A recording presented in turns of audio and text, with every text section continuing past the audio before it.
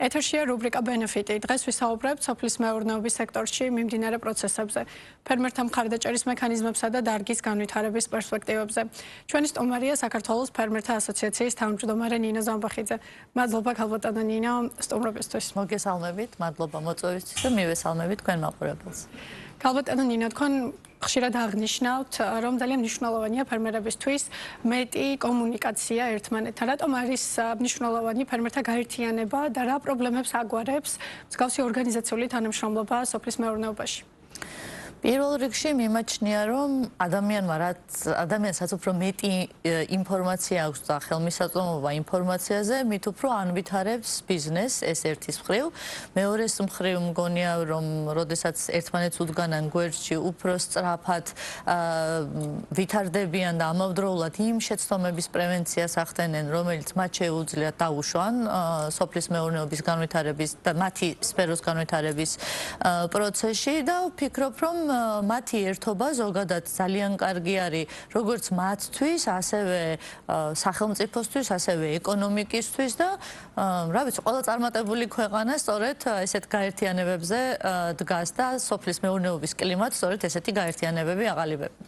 რა კრიტერიუმებს უნდა აკმაყოფილებდეს ზოგადად ფერმერი, რომ გახდეს ასოციაციის წევრი და საინტერესო უფრო კონკრეტულად გვიანბოთ იმ მხარდაჭერებზე, რასაც ისინი მიიღებენ ასოციაციის წევრობის შემდეგ, ეს იქნება ცოდნის გაზიარების, ტექნოლოგიების, ბაზარზე წვდომის თუ ასე შემდეგ.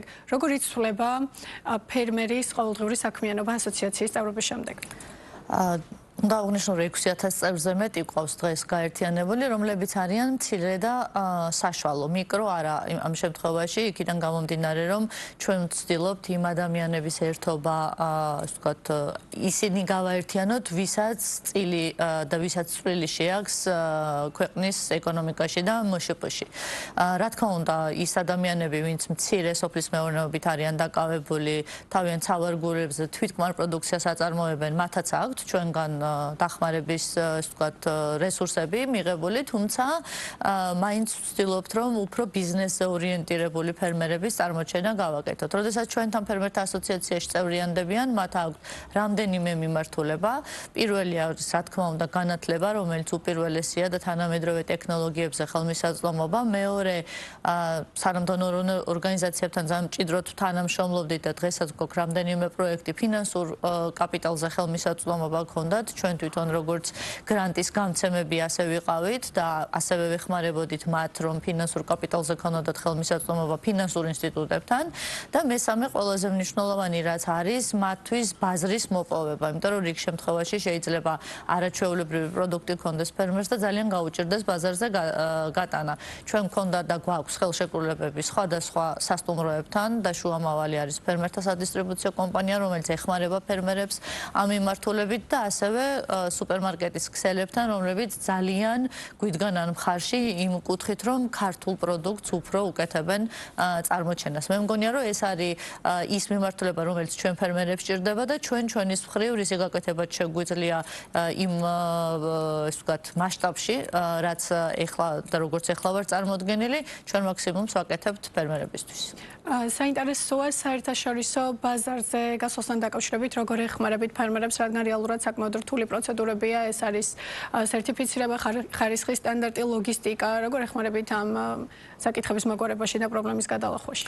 პირველი ყველაზე მნიშვნელოვანი, რაც ჩემთვის ყველაზე მტკივნეულია, საერთოდ რუსეთის ბაზარზე დამოკიდებულება, იმიტომ რომ ვთვლი, რომ ჩვენი მოსახლეობა არ უნდა იყოს რუსეთის ბაზარზე დამოკიდებული და ამისთვის არაერთი ნაბიჯი გადავდგით. პირველი ის, რომ ჩვენ შევქმნით სტანდარტი, გეოგაპი, რომელიც თანხმედრაშია ევროპულ სტანდარტ, პირველად წარმოების სტანდარტ გლობალ გაპთან და ყველანაირად ვცდილობთ, რომ ძალიან მინიმალური თანხებით და მაქსიმალური ჩართულობით ფერმერებს ჰქონდეთ ისეთი ხარისხიანი პროდუქტი, რომლითაც შევლენ ისინი ევროპულ ბაზარზე და არა მხოლოდ ევროპულ ბაზარზე იქნება ეს გაერთიანებული ემირატები თუ სხვადასხვა ქვეყნები და არ იყვნენ რუსეთის ბაზარზე დამოკიდებული. თქვენ სწორად აღნიშნეთ, რომ ძალიან ბევრი გამოწვევაა, როდესაც ექსპორტზე ვსაუბრობთ, დაწყებული ენობრივი ბარიერიდან, იქ მარკეტინგული ხარჯებიდან, პრინციპში ეს რაღაცნაირად გადანაწილებულიც არის პროექტები სხვადასხვა ორგანიზაციებთან ორგანიზაციებიდან, რომლებიც მათ ეხმარებიან, რომ თქვათ, მონაწილეობა მიიღონ გამოფენებში, მაგრამ ერთია რომ მონაწილეობა მიიღო გამოფენებში და მეორე არის რა პროდუქტს და რა ხარისხის პროდუქტს დაახვედრებს საქართველოში. აქედან გამომდინარე, ჩვენ ვცდილობთ, რომ აი ეს ჯაჭვი, რომელიც პირველადი წარმოების არის, შემნახველამდე მივიტანოთ, დავეხმაროთ ამაში. რა თქმა უნდა, თუ მათ ჭირდება და აქვს სურვილი კონკრეტულ ბაზარზე შესვლის, იქაც ვეხმარებით, მაგრამ ჩვენთვის ყველაზე კრიტიკულად მნიშვნელოვანია, რომ მაინც პირველადი წარმოება იყოს სრულად ისე დაცული და შესაბამებოდეს იმ სტანდარტს, რომელიც ჭირდება ევროპულ ბაზარს. მაგრამ აქ ერთი რამ მინდა ვთქვა, რომ ეს სტანდარტი არ არის მხოლოდ ევროპისთვის, ეს არის ჩვენი ქვეყნისთვისაც, რაც ძალიან მნიშვნელოვანია, იმიტომ რომ ჩვენი შვილებიც სწორედ ხარისხიანი პროდუქტით უნდა გამოიკვებენ. ამიტომ ერთის მხრივ ჩვენი ქვეყნისთვის გავაკეთეთ, მაგრამ მეორეს მხრივ ხელს უწყობთ ექსპორტზე იმ პოტენციალის ათვისებას, რომელიც ჩვენ ფერმერებს გააჩნიათ. ქალბატონო ნინო, რამ განაპირობა ზოგადად რუსეთის ბაზარზე დამოკიდებულება და დივერსიფიცირების რა გზები არსებობს? განაპირობა ალბათ იმან რომ მოსახლეობას უფრო უმარტივდება ენობრივი ბარიერი არ აქვს და უმეტესწილად ეს არის ხოლმე დასახელებული მიზეზი. მეორე ის არის რომ რუსეთიდან ჩამოდიან და ადგილზე ყიდულობენ პროდუქციას, თანხას უხდიან ფერმერს და შემდეგ ის უკვე მთელი წლის განმავლობაში მათთვის აგროვებს პროდუქტს. ნუ დივერსიფიცირების ნაწილში არის ის გამოწვევა, რაც აღნიშნეთ ხო, ენობრივი ბარიერი, ხარჯები, რომელიც მარკეტინგთან არის დაკავშირებული, თუნდაც ის რომ ლოჯისტიკური პრობლემები ამ შემთხვევაში, როდესაც რუსეთზე არის საუბარი, ჩემდა სამწუხაროდ ისინი ჩამოდიან პირდაპირ თვითონვე აგვარებენ ლოჯისტიკას და ადგილზე ყიდულობენ ფერმერისგან. ეხლა ეს ერთის მხრივ ძალიან მტკივნეულია ჩვენთვის, მაგრამ ამ შემთხვევაში ფერმერს ვერ ადანაშაულებ, იმიტომ რომ მას სხვა ალტერნატივა არ აქვს. სწორედ ჩვენი ამოცანა ეს არის და ჩემი აი რა ვიცი, სულ ამაზე ვფიქრობ, როგორ შეიძლება რომ მოვახერხოთ ისე რომ არ ვიყოთ რუსეთის ბაზარზე დამოკიდებული. თან ერთი რამ არ უნდა დაგვავიწყოს, რომ ჩვენი ქვეყანა 70 და რიგ შემთხვევაში 80%-იან იმპორტზეა დამოკიდებული, როდესაც ჩვენ საექსპორტო პოტენციალზე ვსაუბრობთ.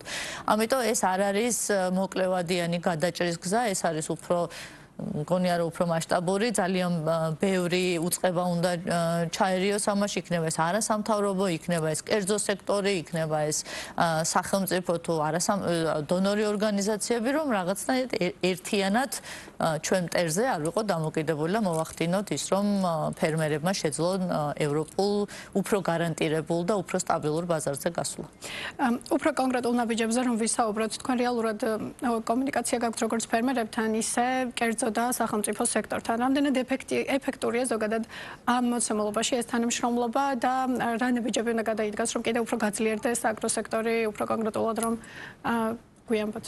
ხო, აგროსექტორს ნამდვილად ჭირდება გაძლიერება და ჩემდა სამწუხაროდ ბოლო რა ვიცი 10 წელია ამაზე ვსაუბრობ და ეხლაც ვთქვი რომ ქვეყანა არის ისე ვთქვათ ამბიციური თვალსაზრისით რომ იყოს აგრარული, სინამდვილეში არ არის აგრარული, ამხელა იმპორტი გვაქვს ქვეყანაში და პოტენცია ნამდვილად არსებობს იმაზე რომ ჩვენ თვითკმარი პროდუქტი ვაწარმოოთ და შემდეგ უკვე საექსპორტო ბაზარზე ვიზრუნოთ. კერძო სექტორის ჩართულობა ძალიან მნიშვნელოვანია და მე ვფიქრობ რომ ძალიან ბევრი კომპანია, რომელიც ძალიან ესე ვთქვათ, მადლიერი გახლავართ, მე არის მათი კორპორატიული სოციალური პასუხისმგებლობის ფარგლებში შექმნილი ის პროექტები, რომლებიც ფერმერებს ეხმარება. ერთ-ერთი ჩემთვის გამორჩეული პარტნიორი არის აჭარა ჯგუფი, რომელიც ჩვენი წევრი ფერმერების წარმოებული პროდუქტის შეძენას ახდენს და შემდეგ უკვე სტუმარმასპინძლობის სექტორში ვთქვათ, ქართული პროდუქტის პოპულარიზაცია ხდება. ასეთი ესე ვთქვათ შესაძლებლობები არის სწორედ კონტრაქტზე დაფუძნებული ფერმერული მეურნეობების განვითარების შესაძლებლობა, რომელიც უკვე მერე ფინანსურ ინსტიტუტებთან ძალიან ამარტივებს ურთიერთობას. რა გამოწვევა აქვს ხო დღეს ფერმერს? პირველი არის ეს განათლება, ფინანსურ კაპიტალზე ხელმისაწვდომობა, პრაქტიკულად ყველაზე დიდი პრობლემა ჩემი გადმოსახედიდან ამაში არის და მეორე სარეალიზაციო ბაზრები. არაფერი რომ არ ვთქვათ, უკვე თანამედროვე ტექნოლოგიებზე და იმ ასე ვთქვათ განვითარებულ პროდუქტებზე, რომელსაც სხვადასხვა ევროპული თუ ამერიკული ქვეყნები ეწევიან, ხო? ამიტომ ეს არის ძალიან ასე ვთქვათ ყურაცაღები, რომ ბიზნესის ჩართულობით მოხდეს მცირე და საშუალო ბიზნესი, ანუ დიდი ბიზნესის ჩართულობით მცირე და საშუალო ბიზნესის განვითარება. მე ვფიქრობ, რომ იქიდან გამომდინარე, რომ დღეს დონორი ორგანიზაციები ჩემთან სამწუხაროდ აღარ არიან ესეთი აქტიურები ჩვენ ქვეყანაში. ალბათ სახელმწიფომ უნდა აიღოს ეს პასუხისმგებლობა, რომ უფრო მეტი რამ გაუკეთოს ფერმერს, მათზე მორგებული და არა რამდენიმე ადამიანის გადაწყვეტილება კაბინეტში, რომ რა უნდა გაკეთდეს პროექტი და შემდეგ უკვე იმ პროექტზე მოხდეს თქვათ რაღაცების დაშენება, არა, მე ვფიქრობ, რომ სწორედ ფერმერზე უნდა იყოს მორგებული, იმიტომ რომ ყველა განვითარებულ ქვეყანაში მცირე და საშუალო ბიზნესი არის სწორედ ეკონომიკის მამოძრავებელი და დღეს ამ ხალხს, რომლებიც ამდენი წელია მართლა დაუღალავად შრომობენ და აწარმოებენ ქართულ პროდუქტს უფრო მეტი მხარდაჭერა ჭირდებათ და უნდა მიიღონ ჩემი აზრით. რეალურად დღეს ფერმერები ძალიან ბევრ პრობლემას აწყდებიან, როგორც არის მაგალითად ფინანსებზე წვდომა, ინფორმაციის დაცოდნის ნაკლებობა, ტექნოლოგიები, ბაზრები, მაგრამ თქვენ როგორც აღნიშნეთ, ყველაზე მნიშვნელოვანი ალბათ სწორედ იმპორტ დამოკიდებულება არის, როგორ უნდა ვუპასუხოთ ამ პრობლემებს სისტემურად და გამოწვევებს იმისთვის, რომ არ ვიყოთ იმპორტ დამოკიდებული და ექსპორტს მეტი შესაძლებლობები გაუჩნდეს. ხო, მე ვფიქრობ, რომ სრულად უნდა პირველ რიგში ქართული მიწა, რომელიც ეს ვთქვათ ტრადიციულად იყო ერთ-ერთი გამოკვების შესაძლებლობა, ის არ არის სრულად გამოყენებული. იმიტომ რომ კიდევ არის დიდი რაოდენობა მიწის, რომელიც არის სახელმწიფოს საკუთრებაში და ვთვლი, რომ სახელმწიფო არ არის კარგი ინვესტორი, ამიტომ ეს ვთქვათ მოხდეს ამის გაცემა და კერძო სექტორის ხელში უნდა გადავიდეს იმისთვის, რომ ყველა სავარგული, რომელიც გააჩნია ჩვენ ქვეყანას, იყოს ათვისებული. პირველი ეს, მეორე უნდა იყოს ფინანსურ კაპიტალზე ხელმისაწვდომობა იმისთვის, რომ ამ ადამიანებმა რეალურად შეძლონ მუშაობა. ჩვენ თუ გადავხედავთ, ნახავთ, რომ ბოლო 10 წლების განმავლობაში დიდი მიგრაცია არის სოფლებიდან, განსაკუთრებით ახალგაზრდები ტოვებენ სოფლებს. ვერ გააკრიტიკებ, იქიდან გამომდინარე, რომ მათაც აქვს თავიანთი ახსნა, რატომ ტოვებენ, არა აქვთ ის სერვისები, არა აქვთ ის ცხოვრება, რომელიც მათ უნდა ჰქონდეთ რეგიონებში, შესაბამისად ტოვებენ სოფლს და აღარავინ არის ამის გამგრძელებელი. ეს მარტო საქართველოს პრობლემა არ არის, მერწმუნედ ბევრ ევროპულ ქვეყანას ზუსტად იგივე გამოწვევა განსაკუთრებით, როდესაც ციფრული ტექნოლოგიები შემოვიდა 21 საუკუნეში, ახალგაზრდები ცდილობენ, რომ უფრო მეტი სარგებელი ნახონ და სადაც არ არსებობს არანაირი ბარიერები და შენი ქვეყნიდან შეგიძლია სხვა ქვეყანას ვთქვათ გაუწიო სერვისი და ვერ გაამტყუნებ, ხო?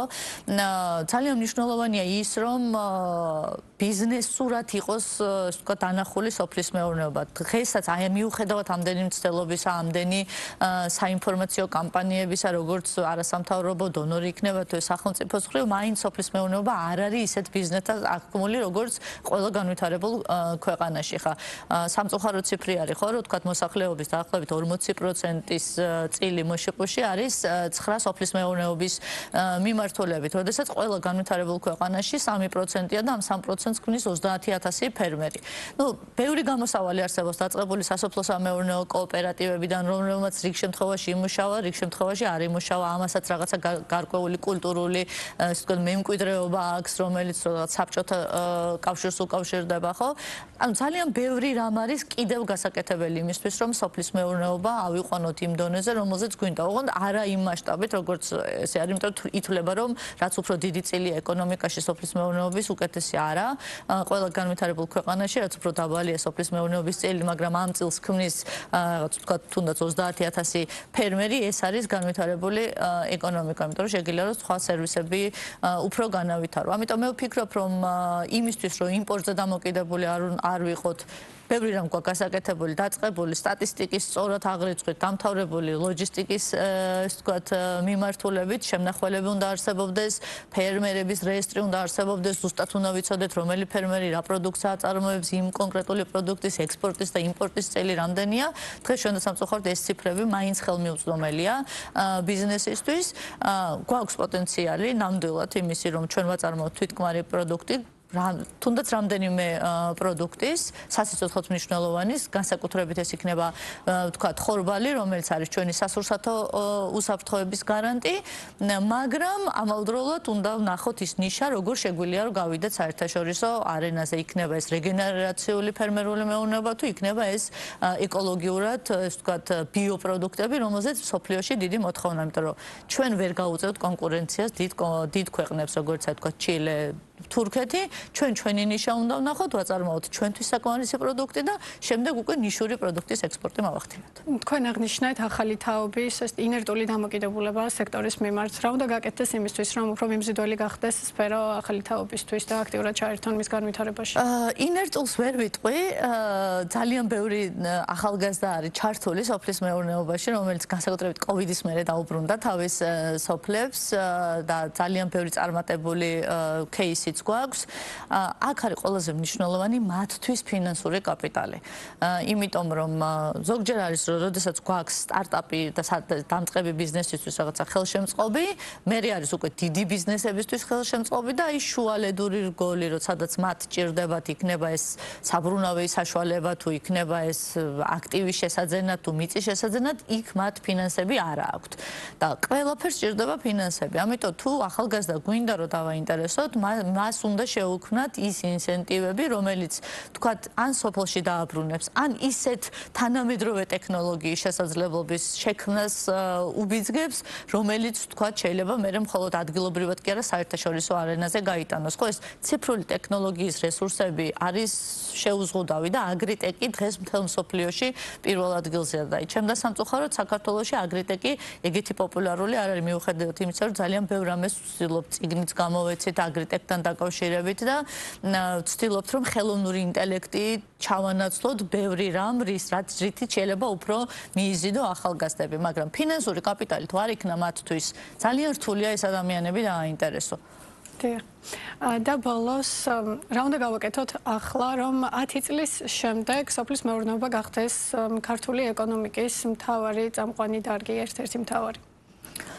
ну, ფიქრობ რომ როგორ წარმოგიდგენიათ 10 წლის შემდეგ? ხო, 10 წლის შემდეგ წარმომიდგენია, რომ საქართველოში არსებობს, ვთქვათ, თვითკმარი პროდუქტი, სხვადასხვა, ვარ საკუთარ თავზე დამოკიდებული, აღქმულია სოფლის მეურნეობა როგორც ერთ-ერთი ყველაზე სერიოზული ბიზნესი აგრომეწარმეების მხრიდან და ჩემი ყველაზე ის ვთქვათ, კარგი მოდელი მაინც არის ხოლმე ევროპული ანალოგი სასოფლო სამეურნეო კოოპერატივის, როდესაც ნახავ წარმატებულ кейსებს, რომ სასოფლო სამეურნეო კოოპერატივი არამც თუ სოფლის მეურნეობის კლიმატს ქმნის, არამედ აქვს თავისი სუპერმარკეტი, ბანკი, სადაზღვევო კომპანია და ასე შემდეგ. და ჩემთვის იდეალური ვერსია არის ის, რომ მასშტაბის ეკონომია მოხდეს, გაერთიანდეს ბევრი ფერმერი, ისინი იყვნენ წამყვანი ძალა, 10 წილი იყოს მშპ-ში, რაც შეიძლება დაბალი და შემდეგ უკვე საექსპორტო პოტენციალზეც ვიზრუნოთ. უნდა განვითარდეს რეგიონები და სერვისები ისე, რომ იმ ადამიანს, ვისაც არ უნდა სოფლის მეურნეობა და დაძალებით არის გადავიდეს სხვა სფეროში და ეს უკვე რეგიონული განვითარების მიმართულება არის ჩემი აზრი და იმ ადამიანს, რომელსაც უნდა რომ სოფლის მეურნეობაში იყოს, მიეცეს საშუალება, როგორც ვთქვით, განათლებაზე, ფინანსურ კაპიტალზე, საექსპორტო ბაზარზე, რომ უფრო მეტი რესურსი დახარჯოს და აკეთოს თავის საყვარელი საქმე. ძალიან დიდი მადლობა ასეთი საინტერესო ინტერვიუსთვის. იმედი მაქვს, რომ თქვენი მოდელი აუცილებლად რეალობად იქცევა.